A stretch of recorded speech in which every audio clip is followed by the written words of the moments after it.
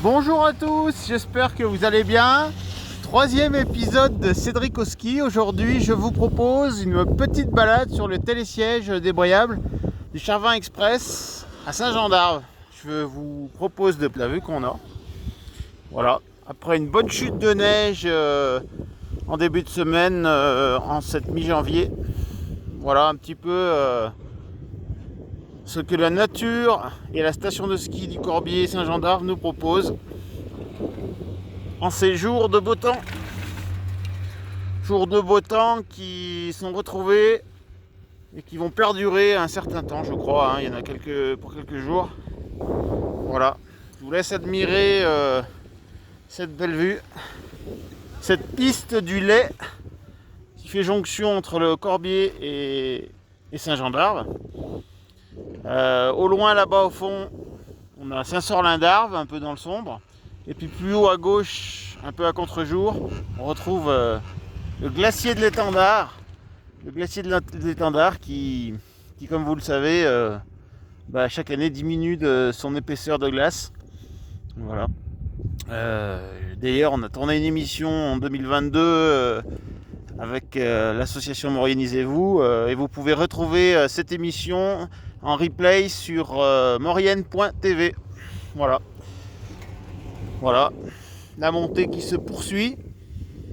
Montée au sommet du Charvin Express.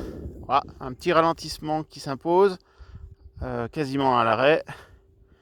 Voilà, un embarquement en piéton probablement, puisque on a même droit à un arrêt, puisqu'on a le droit de voyager aussi en piéton sur ces appareils pour pouvoir profiter de la vue. La vue que je vous propose de poursuivre là-bas tout au fond.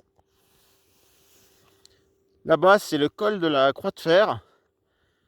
Et puis, bien connu derrière le col de la Croix de Fer, le col du Glandon qu'on ne voit pas, mais qui est tout proche. Voilà. Et col qui propose l'hiver sur le domaine Saint-Sorlin-d'Arves, relié au Cybèle, quelques belles pistes de ski alpin pour rejoindre la station de Saint-Sorlin. Voilà. Voilà, ça y est, on est reparti. On propose une petite contre-vue derrière moi avec les célèbres aiguilles d'Arves. Les célèbres aiguilles d'Arves bien enneigées effectivement, que tout le monde peut apprécier depuis les domaines des Cybèles. Voilà, on passe un pylône et voilà juste au-dessus des aiguilles.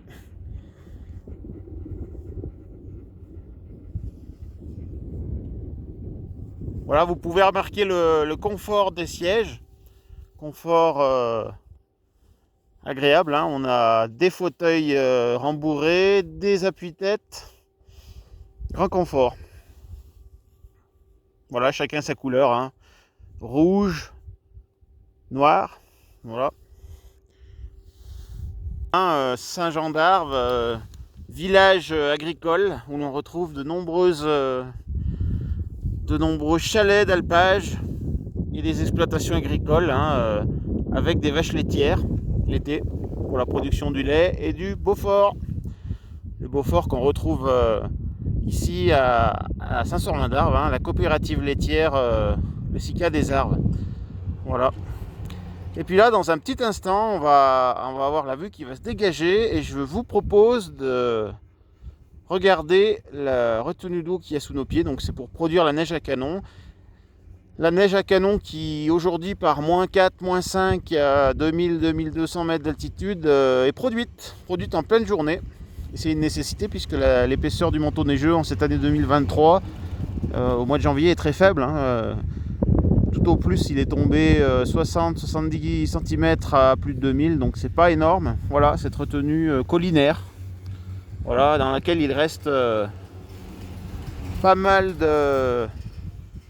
d'eau. Et puis un petit peu plus haut, et d'ailleurs au niveau du barrage, enfin de la retenue, de la production de neige de culture qu'on va admirer dans un tout petit instant au niveau de la piste du lait. La piste du lait qui est enneigée, c'est vrai qu'elle est exposée plein sud. Voilà, je vous laisse profiter de cette tempête de neige en plein jour. Voilà, Tempête de neige en plein jour sous le mont Corbier, hein, c'est la pointe devant nous, là, éclairée tout au sommet. Voilà, un canon à neige en fonctionnement. Voilà, les skieurs, du monde, du beau temps, tous les bons ingrédients pour profiter de cette belle journée. Moi, je vous propose très rapidement un nouvel épisode de Cédric au ski dans une autre station de Maurienne ou au-delà. A bientôt les amis.